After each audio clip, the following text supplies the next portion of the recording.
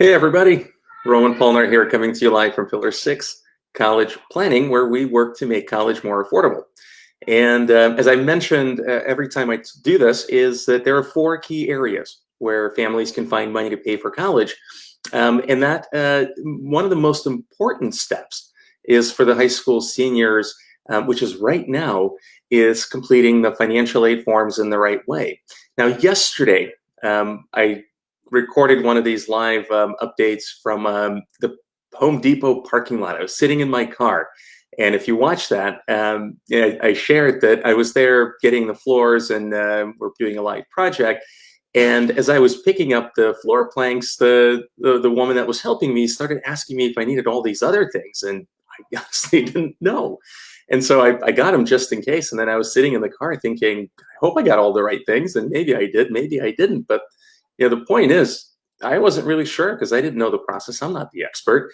And it just made me realize in that moment that a lot of families that we counsel are not experts in financial aid either. So they must feel the same way that I felt like that moment, just being really uncertain. And so that's what we want to talk about, is give you a little more certainty and how to fix a lot of the mistakes that families make year after year. And right now, the thing I want to focus on is the FAFsA, because if you've got a high school senior at home and they're getting ready to apply to college, it's really important that they complete the FAFSA in the right way. And in fact, yesterday, I shared there were four main things that families oftentimes miss that ends up costing them a lot of money. And I'll mention that in just a moment. But the first thing is just not even submitting the FAFSA. There are a lot of families that make the wrong assumption to think that they're not going to qualify for financial aid, or that they automatically will qualify for financial aid. That's not true. You really have to submit the FAFSA to know. Number two is not submitting it on time. Financial aid is usually given on a first come, first served, so you really want to be ahead of the line. And number three is not completing it correctly. There are just a lot of little landmines that unfortunately families can step on, and you want to avoid those. And last but not least, the fourth area where people make mistakes is not verifying that the data that they recorded on the FAFSA is accurate. But the most important thing of all of this is your expected family contribution. And I find that a lot of families don't really know what that means. So let me spend a moment, and I'll tell you that the most important thing about the EFC, which stands for the expected family contribution, which is just a really fancy way of saying how much are you going to be expected to pay for college, is based entirely upon your finances. And the FAFSA basically collects your financial data, both the assets that you own and income that you earn, and then it goes through a calculation to figure out what is going to be the dollar amount that the government thinks that you are able to pay for college based upon the financials that you recorded on the form. That's the EFC. Now, when you submit the FAFSA, you're going to put in every single college that your student is applying to, and as soon as you hit submit, every one of those colleges on the list is going to receive the same figure. And that's going to be the amount that that college is going to expect you to pay for college. So every effort should be made, like right now, to make sure that you but lower your EFC, meaning that you're going to open up, right, the amount of financial aid that your family is going to be eligible for. And the four mistakes that I mentioned before, like the not submitting of the FAFSA, not submitting it on time, not completing it correctly, and not verifying, are the four things that usually add up or increase your EFC and ultimately disqualify you for financial aid that you may otherwise be eligible for. So in this quick video, what I want to talk about is completing the FAFSA correctly. And there are the three biggest things that I see families miss. And those are the three biggest areas that are the easiest to fix. Like, it's super, super easy. Number one is don't over-report. And this happens almost every single time. Because the FAFSA doesn't exactly tell you what to do, families over-report, meaning they overstate the amount of assets that they have. So what happens in the result? Well, if you overstate the value of your assets, the colleges are going to expect you to pay more, even though you might not be able to.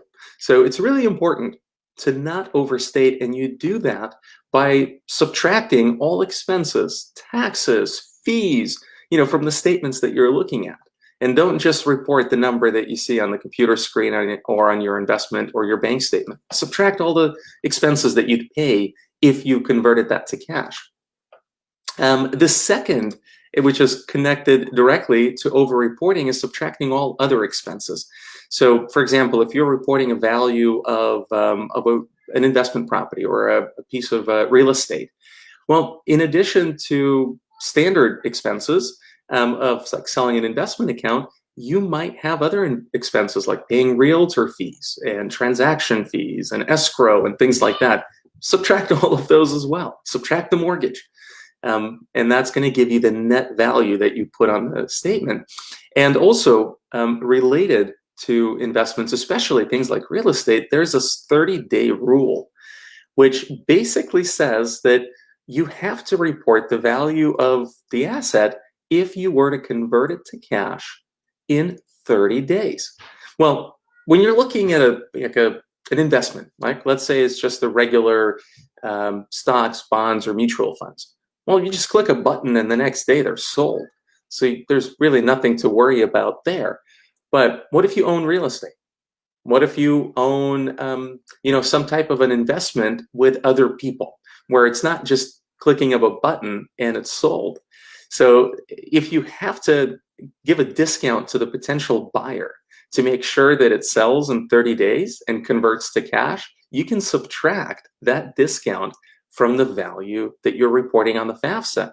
So, for example, if it's real estate, talk to your real estate agent and find out how much would you have to discount the sale price of the property to ensure, in fact, to guarantee that it sells in 30 days, and apply that against the value that you're reporting. So at the end of the day, you want to lower the amount of assets that you're reporting, which will in turn lower the EFC, which means you're going to open up opportunities for financial aid that you might not have had. So again, managing that EFC for high school seniors is the most important thing. And those were the 4 things that I'd mentioned to you. Submit it, or submit the FAFsA, period. So like, don't assume that, you make too much money or that you don't make enough money and you're just going to qualify for financial aid automatically. You got to submit the FAFsA. Like, number 2, do it correctly. And if this is helpful, which like again, I shared with you the 3 biggest areas where families make mistakes to increase their EFC, don't do that. You can also go to FAFsA Done Right. There's a landing page with a schedule for free upcoming webinars where I'm going to take you through in more depth, in more detail, the things that you can do to fill out the FAFsA correctly and submit it on time. Or just go Google and find out a lot of this information on your own. And then number 4, after you submit the FAFsA, you got to go back and check that the numbers are accurate, because FAFsA makes mistakes. IRS makes mistakes. The computer systems make mistakes. There are glitches. So you want to make sure that you didn't, inadvertently are going to suffer from a computer glitch that's going to affect you down the road when you find out that the EFC that colleges received is too high or higher than it should be. So again, if you want some extra help, go to FAFSADoneRight.com. Again, that's FAFSADoneRight.com, and then sign up for one of the webinars. They're absolutely free, but there's going to be a lot more detail, and certainly come prepared to take notes. Otherwise, hopefully this has been helpful. I'll continue bringing more updates like this to you so that you can have an easier time completing the forms. And we'll also do these updates for other folks that maybe are earlier on in the process. They're not quite ready to fill out the financial aid forms, but there's still a lot of steps that they can take to find money to pay for college outside of the traditional financial aid. So have a great weekend, and I'll talk to you tomorrow. Be well.